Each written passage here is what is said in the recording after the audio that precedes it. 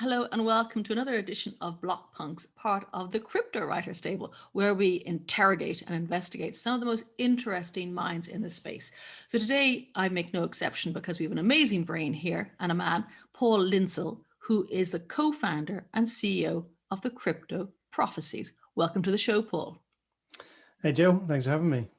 Well, I am delighted to have you here because the Crypto Prophecies, oh my goodness, it's like years and years and years and layers and detail. It's like a monster game, and it's only really launching now. So it's like, but it's like as if it's been there forever. Are you sure you didn't invent this in a previous life?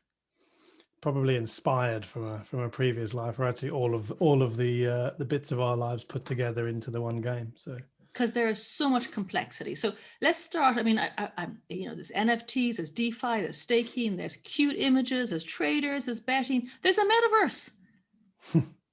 So how would you describe it for people who don't know the Crypto Prophecies? How would you describe it in a simple line? Yeah, take away all of the cool bits, and basically you're left with a decentralized peer-to-peer price prediction game. So two people battle against each other and predict whether each trading candlestick will close up or down. That's the simplest kind of element of the game. But on top of that, there is a collectible model. There is prize draws. There's heaps of layers to the game. It's huge. So I guess my first question is, will non-traders be able to play it? We very much hope so, because you don't, as much as it's about kind of recognizing trading patterns, there's so much.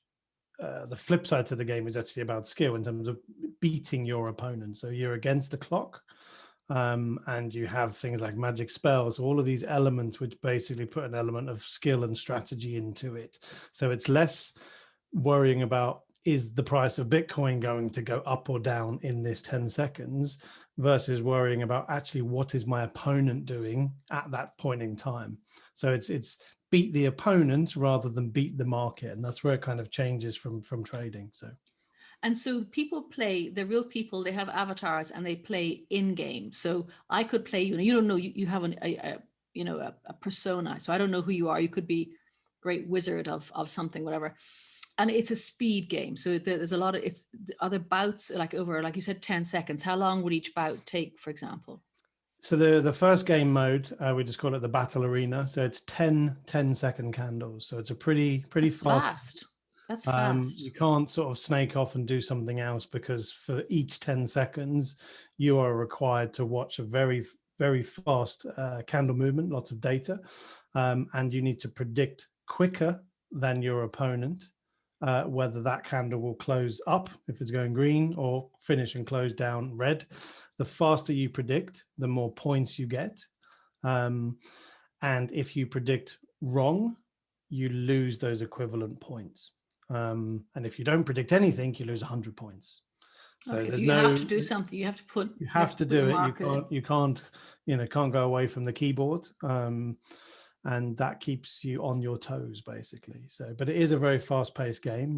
Like I said, that's 100 and my maths has gone terrible. 10 lots of 10, so 100 seconds. So so it's 10 bouts, one after the other. Yeah. Do you have a breathing space in between? Nope. Oh wow. Okay, the one finished and then bang, the next one starts. It's live market data at 10-second candles. Oh wow. Oh, that's your heart's palpitating even just getting into it. You're there with your fingers already. It's certainly, You're cracking your knuckles beforehand and going, what am I going to do? So with this game, there's 4 different races. This is like what I love is, I mean, we'll go back to the mechanics again, but there's also the background. There's a whole this lore. As I was saying about you, you've obviously dredged your history, your memory, you've stolen other people's childhoods. You put it all together, and there's lore. So there's 4 races that are in this game. Yeah, so all of the races, the game lore, everything has kind of been inspired by our journey through the crypto space and the trading space and the gaming space. And it's all sort of converged into the game lore. So we kick off in a fictional world of Opulentus, and it's kind of a post-crypto war that's happened between the evil warlocks that have sort of come from the great beyond and tried to destroy the kingdom. And now it's about relaunching the kingdom's wealth by opening up the fabled battle arena where people battle, maybe friendly, maybe not friendly, but with an emphasis on making profit with their crypto profits. So we have 4 races in the world at the moment. Each of those are inspired by particular blockchains or cryptos. So the lead race is the Satoshians. No surprise that is inspired by the Bitcoin. The Satoshians are legendary masters of the flame, so they can wield the magic school of fire. We then have the Ethereans, inspired by Ethereum. Now these guys are a bit more Earth-like, and they are wielders of nature. So they're all kind of like little tree ant or ant-based creatures, where you'll find them in the magical forests in the crypto world. We then have the Tasmanians, inspired by Tezos.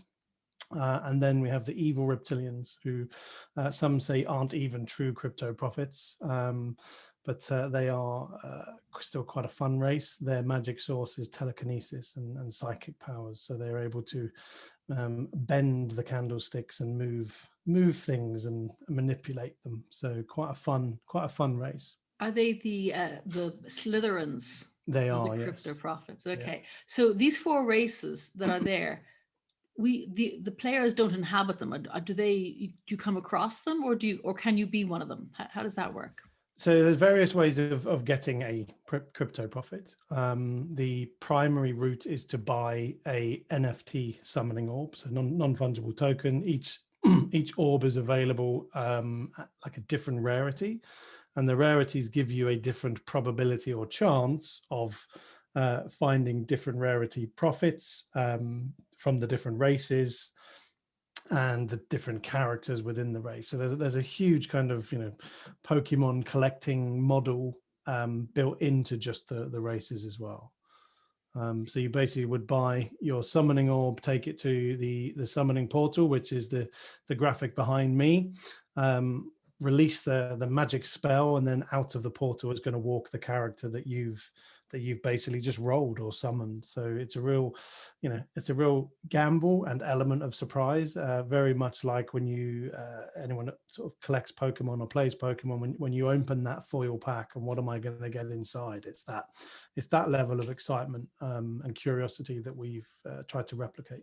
So do you expect players to keep on summoning, keep on going and buying other NFTs? Is that, or you have 1 or 2? What would be the expected game plan? So there's various levels of NFTs. So there's characters, and then depending on the rarity of the character. So we have everything from common, uncommon, rare, epic, legendary, and then a founder's tier. As you go up through the tiers, there is more customization that you can do to those profits. So, for example, the lowest level of profit, the common, it cannot do any form of magic. It's pretty much the bottom tier. You can still use them in the arena, and they still come with other perks. The next tier up, you're able to equip with a magic staff. Now that will do. Magic staff is also an NFT that you need to get a summoning orb for, and the staffs and other NFTs can also be available in the various tiers. So you get a staff, then the next one would be a staff and a cape. Now the cape offers some defensive magic, and then a magic wand, and then the top tier has a slot for a magic pet as well. So all of the items, all of the pets, they're also NFTs. And all of those can be combined and collected in various different ways. So I think certain people will be looking to buy more than one. And obviously the random nature of the profit that you may get might not be the one that you particularly wanted. So you may need to buy another orb. And there also is the ability to, if you get 5 of the same tier and the same race profit or item, you're able to take that to the summoning stone and use a burn spell, which will basically remove those from supply, and then give you 1 of the next tier up. So you could basically take 5 common Satoshians, for example, burn them, and then you're guaranteed 1 uncommon Satoshi, which has greater powers. Yeah, so we deplete the supply of that generation, which gives a greater scarcity to the existing supply, and then allow people to progress up the tier as well. So creates quite another game within the game. It's very complex, isn't it? It's not like straightforward. I mean, teachers who say, "Oh, these kids who are gaming, they should try playing these games." They'd be outwitted by the kids. So tell me then, with the animals, I'm thinking like Philip Pullman now. So these are like the pets or the animals that come in. Do they have special powers as well, or are they just nice companions? No, everything has a utility value. So the the profits have the first utility is actually you use it in battle. The second utility is your profit. Also gives you tickets for the daily prize draw. The higher the level of the profit, the more tickets you get. I can explain a bit more about that later. And then your staffs, capes, wands, and pets all can do a type of magic spell. So the magic spells can be used by you, the player, when you're in the battle arena or any of the other game modes. And they are varying depending on the school of magic that the item comes from. So if you have anything in the fire school, it might be that during battle, I can cast a fireball on my opponent, which may render them ineffective for X number of seconds. Which is very important in a 10-second bout. When it's 10 seconds, it's a pretty tight time anyway. And if you strategically use your magic to the point where I can see that you may not have yet made a prediction, so I cast a spell on you using maybe my pet or the wand, whichever spell I've got on cooldown, and that will hinder your chances of either seeing the candlesticks or being able to make a prediction or use your character. So there's various different things that the spells do, and it could be that we engulf your view of the candlesticks in fire, so you can't actually see what's happening. So but you'd know that there's a spell being cast against you. You wouldn't say, "Oh, the game's not performing." You'd actually know. You would see all of the spell. The candlesticks would be on fire for you. Whoa. Or you may have a frost spell, and you may freeze my prophet so that he can't actually move and do anything. So you can see the candles, but you're not able to make a prediction. So all of the spells give you a strategic advantage. None of them guarantee that you will win. None of them guarantee that you will even make your own prediction correct, because I might predict at the start of a 10-second candle and get 100 points if I'm right, and then use a spell on you at halfway through that because you haven't made your prediction, but I could have got that wrong. So I could have still lost. So it becomes really strategic, and unlike a pure sort of gambling game where it literally is just luck, this is really about the skill and strategy that you use against your opponent. How do you find opponents? How are they found in the game? Do you wander up to them? That would be interesting, actually, but for phase one, no, unfortunately not. So we have a lobby in the game, which is kind of like I guess the dashboard where we can chat to people in the community, and we see a live feed of all of the current games, so you can kind of see everything that's happening. And then if you choose to go into a battle, what we'll do for phase one is to allow 3 different price points. So they're kind of going to be, for example, a $5 game, a $20 game, and a $50 game. We will match people by that wager amount, and those prices may change over time depending on the people's desirability and the amount of wager they want to do. Or if I have you on a friends list, or I see you in the community chat, I could tap on your name and then just challenge you to a battle of whatever sum, however great or small I choose to, and it's up to you whether you'd accept. Could I? What happens if I become really good at this? Right. Mm-hmm. You win a lot of money. Oh, not of money. Okay, that's nice. But do people know that I'm really good then? Would I be like a superstar? Would I have some sort of rating that says this woman is amazing? Yeah. So what's lovely about building a blockchain game on layer 2 Polygon is that we can basically put all of the game data on chain. So all of your history is all mapped and it's transparent, so anybody can see that. So I'll be able to inspect your player and see, you know, how many games you've played, your win ratio, your average wager size, you know, so much detail. And we're actually trying to record, we're probably recording more than we currently know what to do with. So we're trying to keep that open for future uses. So I'll be able to see that level of detail on you. Plus, there's also the kind of expected leaderboards and leagues and stuff in the game as well. So, you know, I could be able to see that, you know, Jill's at the top of the leaderboard, and then inspect approach your with caution, you know. Yeah, you know, watch out, this, you know, you're going to get wrecked kind of territory. Okay, yeah, well, that's it, because obviously you don't want to blindside people. You know, I could be a super cool player and they don't know it, and I come in and I, you know, like those you see these kids being scammed because the talented person comes in. Oh, I'm terrible at snooker. Let me play you. Pool sharks, yeah. So, and when people are not actually battling, do they wander around the metaverse when they're not battling, or is it just when they're actually battling? Things to do in the metaverse. I think there is things to do.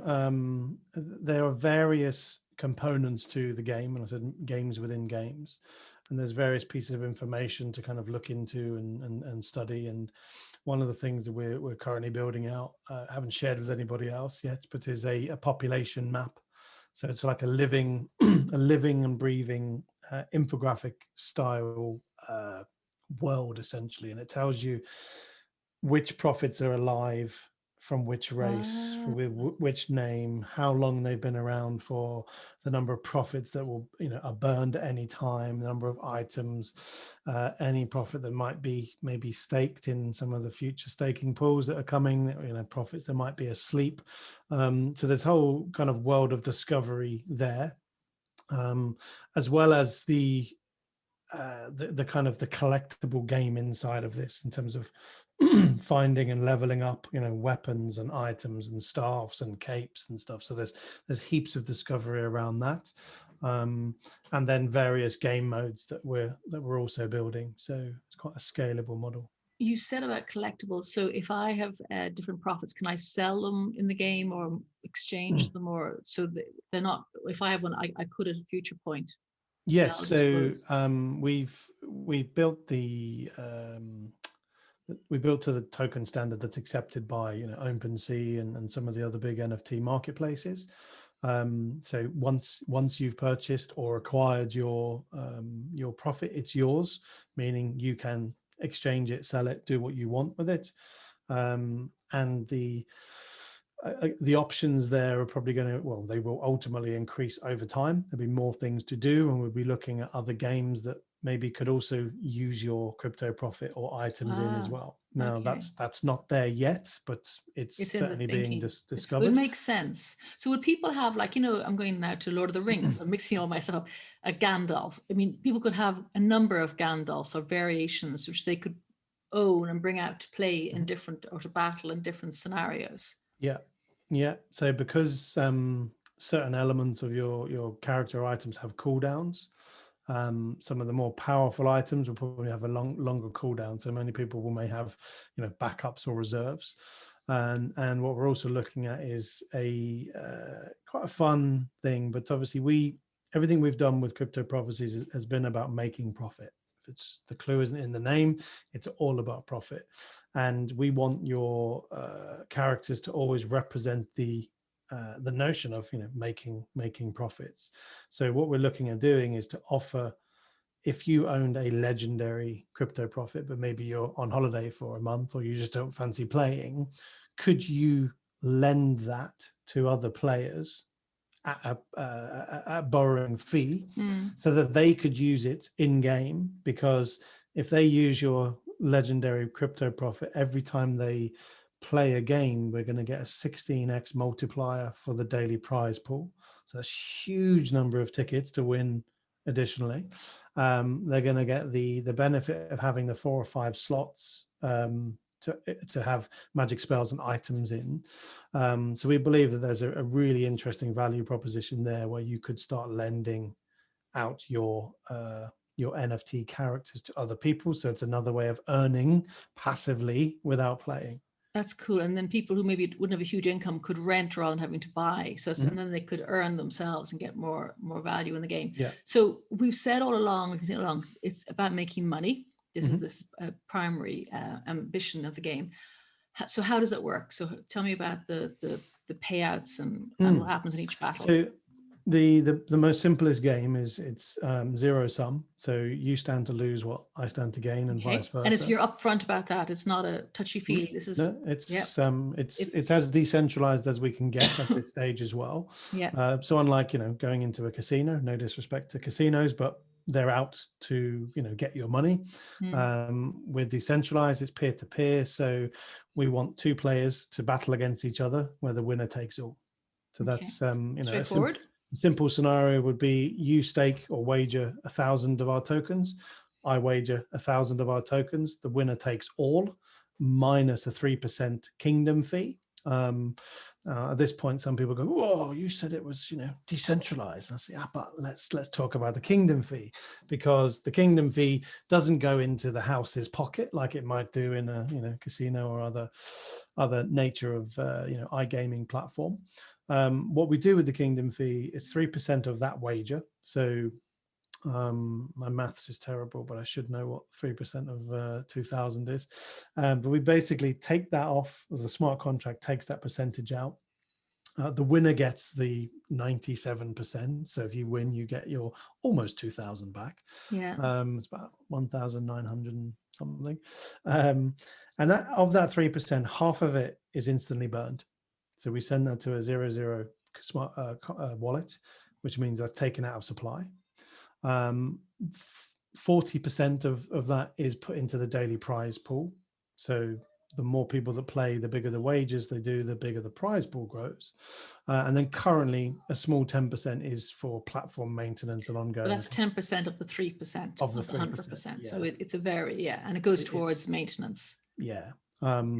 We, from day one, we never wanted that small fee, but there's ultimately a lot of pressure to make sure that the platform can evolve and maintain. We have some very innovative ways that we are exploring to channel that 10% even back into the community. Won't be phase one. But yeah, so when you break that down, that's the core model. 1.5% of the platform volume on a daily basis is burned. So you've always got a reducing token supply. So that's a pretty good thing for community. The prize pool grows the more people that play, the higher they wager, the more games they play, the prize pool grows as well. Now the way that works, I said you get the multiplier. So every game you play, your profit has either a 1 to 1, a 1 to 2, 1 to 4, 1 to 8, or 1 to 16 multiplier. We take your wager size. So in our math, it was 1,000. And if you played with a legendary, which is a 16 multiplier, you would get 16,000 tickets just for that game into the daily prize draw. Regardless of whether you win or lose. So when you win, you get the top multiplier. If you lose, you get a 1 to 1. So even if you lose, you still get some tickets for the daily prize pool. And there's no limit to how many tickets you have. So if you played 10 games today, all at the same thing, then you're going to accrue quite a lot of tickets. If you play just one game, you'll get some tickets.